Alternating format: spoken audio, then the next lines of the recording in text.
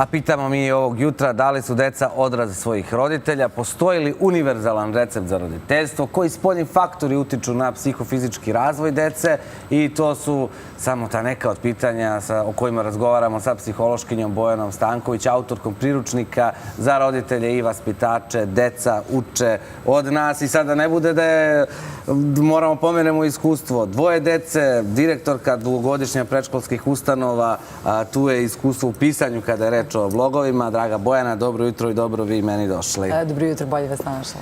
I hajde odmah da krenemo od toga. Hajde prvo da sve one koji već su upoznati upravo sa ovim priručnikom Deca uče od nas, da upoznamo šta je to u trećem dopunjenom izdanju.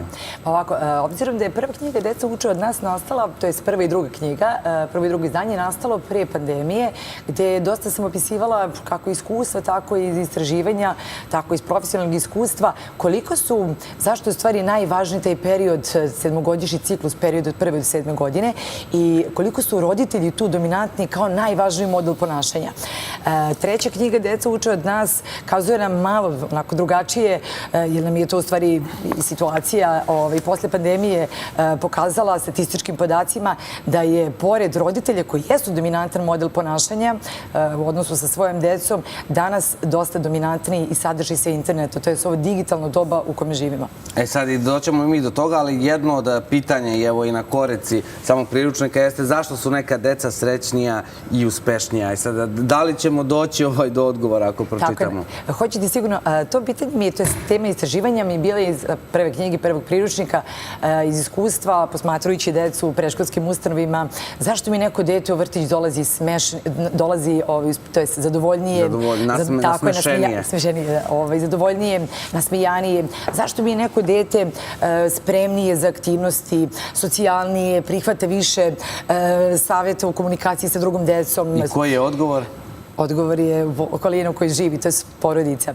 Jer zato je u prvoj knjizi nastalo to da su najvažniji roditelji kao model ponašanja u komunikaciji i odnosima sa decom, ali i to u stvari jeste i odgovor na pitanje zašto su neka deca srećnije, uspešnije od druge dece. A gdje roditelji najviše greše? Pravimo greške. Pa znate šta, u današnje vrijeme, pogotovo digitalno doba, je roditeljima dosta otežava roditeljstvo. Greške najviše pravimo iz nevladanja informacijama.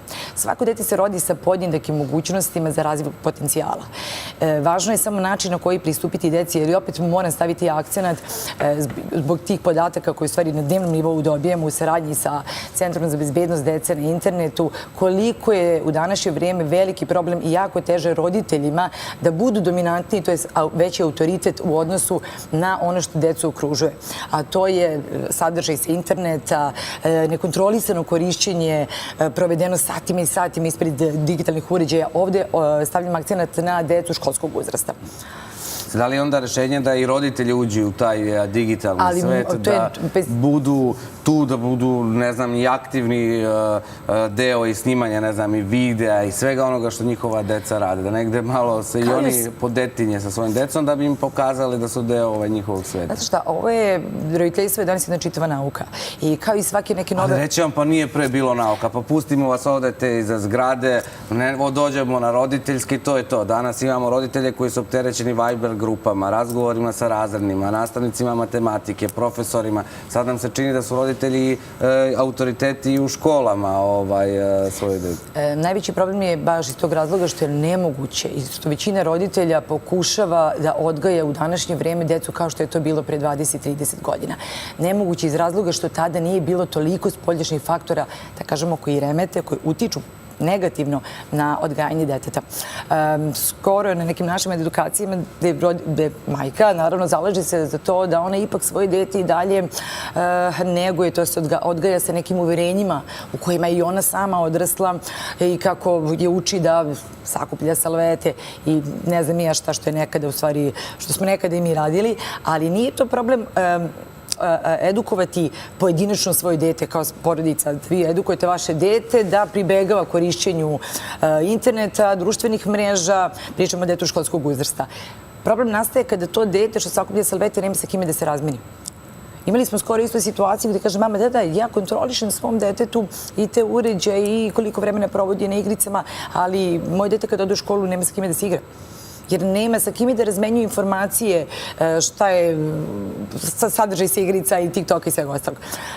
U ovoj knjizi je akcenat baš stavljen na to koliko je roditeljima teže i na koji način da pristupe lakše kako bi u stvari mogli da olakšaju sebi roditeljstvo. I na koji način da pristupe lakše? Kako da pomire sve to što i oni žele za svoju decu, ali negde i da ta deca budu deo društva, a opet i da ne preteraju sa svim tim digitalnim sadržajima? Ono što je isto najvažnije jeste da i nažalost informacije koje smo dobili kada smo radili istraživanje po školama, koliko su roditelji uticajni, to je medijacija roditelja kod nas na minimalnom nivou i to je razumljivo, obzirom da je ovo sve novo za njih, ovo je novo i za medicinu. Nikada i u medicini se nisu lečila deca od zavisnosti od digitalnih uređaja, od zavisnosti od igrica i ovo je nešto novo sa čime se svi suočavamo. I jasno mi je da roditelji prepisuju to jest prepuštaju kako svi, tako ćemo i mi, ali tu onda nastaje i problem. I ovi statistički podaci koje dobijamo, zavisnosti, asocijalnosti kod dece, povećana agresivnost, što se onda rezultira vršnjačkim nasiljem i svem ostalom, što je u stvari neprilagođeno. I sada, verovatno, vas roditelji i pitaju kako da ja prepoznam da je moje dete u nevolji, kada je reč o tome da je previše u digitalnom svetu, da ide putem koji ne treba. Nažalost, kod stručnjaka, pošto mi u svakodnevnoj razmeni informacija sa našim stručnjacima, kako logopedima, psiholozima, psihoterapeutima, doktorima, dobijemo informacije da roditelji se tek obrate stručnim licima kada baš ne vide izlaz i tako neke situacije, a to je već onaj treći stepen. Zato je važna edukacija, to je preventiva u svemu, pa čak i u ovome. Kako savjet, šta bi ja to preporučila? Koliko je moguće primijeniti u svakoj porodici sličan model, pošto je svako dete individu za sebe, a i svaka porodica. Ali dobro, postoji neki taj početna stanica. Pa ajmo da se vratimo, da ne stavimo se mnogo akcija na digitalno, iako jeste u ovoj knjizi dosta stavljen akcent na digitalni svet, to je koliko je uticajan u odgajanju deteta. Kao što znamo da su roditelji jako važni. Porodice, najvažniji model ponašanja, a deca oponašaju roditelji u komunikaciji, u odnosima kako i verbalnoj, tako i neverbalnoj komunikaciji. Iz kog razloga? Zato što deca jedino i veruju svojim roditeljima.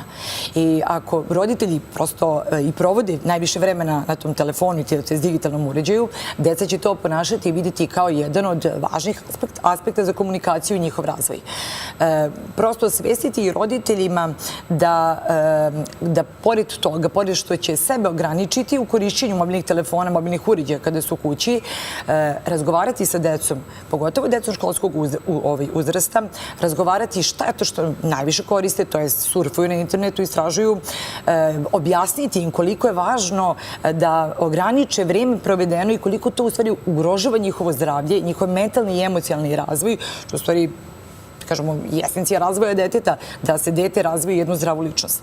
Znači, samo te edukacije roditeljima nemoguće u današnje vreme zabraniti i ne treba.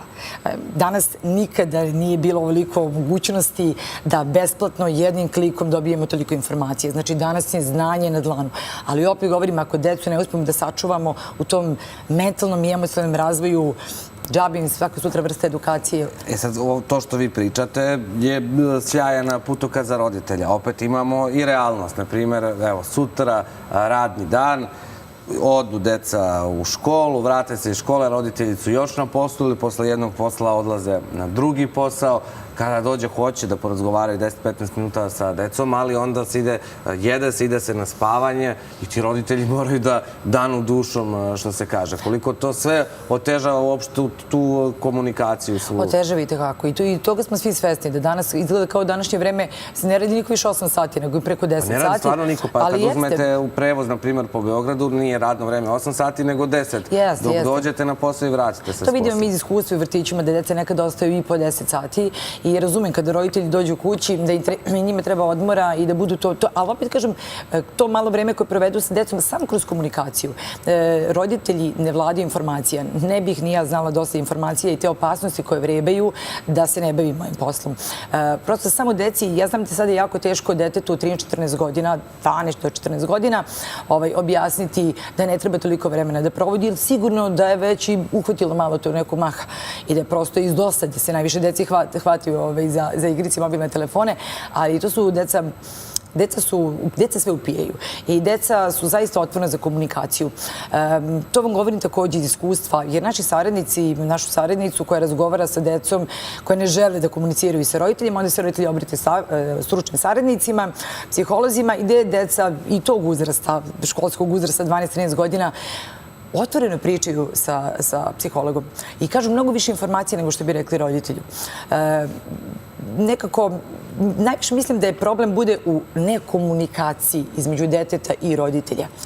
Jer ta komunikacija, i dosta tu stavljam, ima dosta temi i u ovoj knjizi, i u prethodnoj knjizi, gde je važna ta otvorena komunikacija. I ako se to izgubi još u nekom, gradi se od najmlađeg uzrasta i ako se negde u nekom momentu, posle toga nekog 7-godišnjeg prvog ciklusa životog, pa pređemo onaj drugi, to je od 7. do 14. godine, izgubi i prepusti se više nekako okolini da ima tu neku komunikaciju. To su deca, to su drugari škole i učitelji. Roditelji tu gube neki svoj autoritet. Onda je mnogo kasnije teže u 12-13 godina da dete veruje roditelju da mu se obrati za neke informacije ili ne, Bože, neke situacije sa kojima se susreće. Da radite, razgovarate, pratite i rad sa školskom decom, da li su zahvaljujući roditeljima profesori izgubili autoritet u školama? Da, to je ono što nam kazuju i situaciju u posljednjih par mjeseci koje se dešavaju gde, nažalost, učitelji i nastavnici nisu više toliko autoritet kao što je to ranije bilo.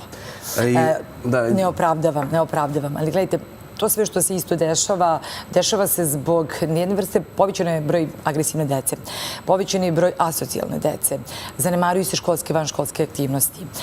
Ja to ne opravdavam, ali mogu ovako da razdelim, ako dete u toku dana, a inače posljednja informacija je da smo prvi u Evropi, gde nam preko 80% dece školskog uzrasta provodi od 5 do 6 sati dnevno na nekom vrstom uređaju. Na primjer, u Nemačkoj to je smanjeno na 12%. I to se rezultuje. Onda su ovo rezultati, ovo sad o čemu pričam, gde nema autoriteta. Jednostavno, šta god da radim u toku dana, 2-3 sata posle godinu dana, to postaje neka vrsta zavisnosti. Bilo to dobro ili loše, korisno ili nekorisno. I ako je taj sadržaj koji, ja kažem, nekontrolisani, u što roditelji nisu upućeni, je agresivan ili šta god da li su neke agresivne igrice, opet neki sadržaj, to utiče na dete. I to, znate sami, kada je bila situacija gde mama zove i kaže kada dete to oduzme internet, to dolazi do agresije, te 16 godina to je već dete koji može, znači fizički može da nasrne svoje roditelje. To je već onaj treći stepen. I stalno govorim da je u svemu najvažnija preventiva. Da baratamo informacijama zašto, kako, svako dete je individua za sebe. Svaka porodica je individua za sebe i ne postoji zaista univerzalan recept kako odgajati dete, pogotovo u današnjem Nemamo vremena, ali samo još kratko, verovatno ste razgovarali sa kolegama iz cele Srbije. Da li na neki način možda lakše roditeljima u manjim sredinama? Negde gde se i svi znaju, gde drugačije, duže traje dan, hajde tako da kažemo, ili tu su problemi isti? Pa isto su problemi, isto su. Iako nisu tada problemi, bit će problemi kada dečice pređu u neki malo veći grad. U svakoj zemlji, svakoj nebitno, opet kažem, ni koje su roditelji nacionalnosti, ni kog su statusa, obrazovnog statusa ili materijalnog statusa. Svaki roditelj voli svoje dete i danas je zaista mnogo teže, pogotovo što je deci sve dostupno. Stručnici vole da kažu za decu predškolskog, za decu, izvinite, adolescenata, to je doba puberteta, koliko je to jako zdrav za organizam period, to je doba, ali u današnje vreme jako opasan. Ukoliko, prosto i kod deci, znači, taj period trenutno je sada najosjetljiviji. Jer deci su potrebne informacije, nažalost, mnogo su im dostupnije neke informacije sada nego što je to bilo ranije. I ako nemaju tu otvorenu komunikaciju sa roditeljima, da mogu da ih pitaju da li šta i kako, da li istina, nije istina, oni će to pronaći jednim klikom. Roditelji su tu filter da razluče šta su tačne, šta ne tačne. Jedini i najvažniji mentori. I zato ni jedna edukacija ne postoji, ne može proći bez roditelja. Draga Bojana, hvala vam. Najlepše deca uče od nas štivo za roditelje. Tako je, može se naći knjiga u knjižarama Laguna, Vulkan, Delfi i Makarti. Da, u svim bukvalno knjižarama. Hvala najlepše. Pomenemo da je ilustracije radila vaša ćerka Nina Petrović, da ne zaboravimo to. Hvala vama, najlepša Bojana.